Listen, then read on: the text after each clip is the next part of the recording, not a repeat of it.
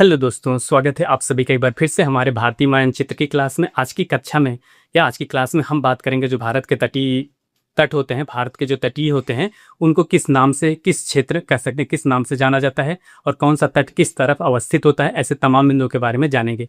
आपसे इससे संबंधित कई बार क्वेश्चन पूछे जाते हैं, जैसे आपसे पूछ लिए कोरोमंडल तट किस तरफ अवस्थित है।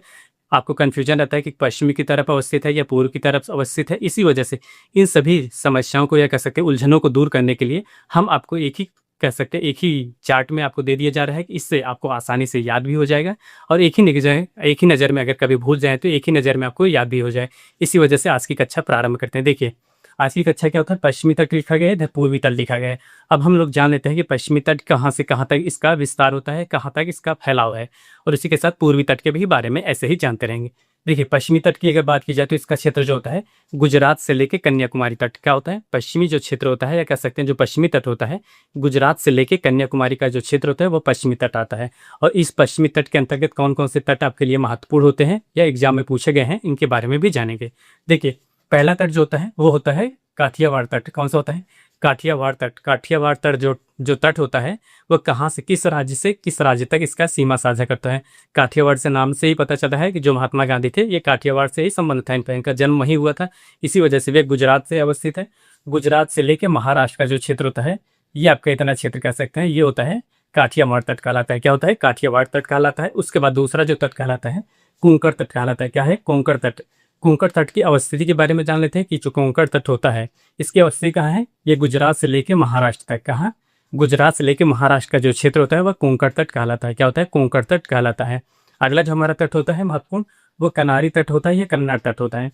देखिए अगला जो हमारा तट होता है महत्वपूर्ण जो तट होता है वो होता है कनारी या कन्नड़ तट होता है। क्या है? कनारी या कन्नड़ तट होता है। इसकी सीमा की अगर बात की जाए तो ये महाराष्ट्र से लेके कर्नाटक के क्षेत्र के बीच किसका फैला होता है। क्या है?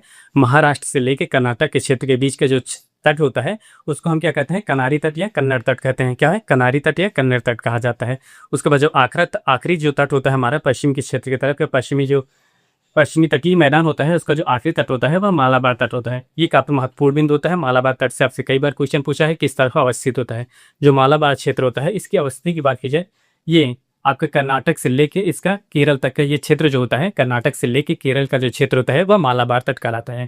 क्या होता है? कर्नाटक से लेके केरल वाला क्षेत्र आपका मालाबार तट कहलाता है। ये होते हैं पश्चिम की तरफ अवस्थित तटीय मैदान होते हैं, तटीय क्षेत्र होते हैं। कौन कौन से होते हैं? काठियावाड़ तट होता है, उसके बाद ये कोंकण तट होता है, उसके बाद कन्नड़ तट होता है, उसके बाद मालाबार तट होता है। अब इसी तरह हम लोग पूर्व की तरफ भी अवस्थित देख लेते हैं। पूर्व का जो तटीय मैदान होता है इसका विस्तार कितने किलोमीटर होता है।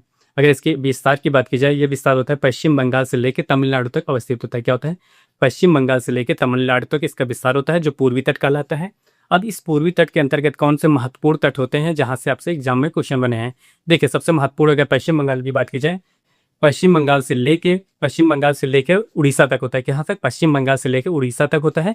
अगर आपसे कभी भी एग्जाम में क्वेश्चन पूछ सकता है कि जो डायमंड हार्बर क्षेत्र होता है कहाँ पे अवस्थित होता है, इसकी अवस्थिति होती है ये पश्चिम बंगाल में अवस्थित होता है।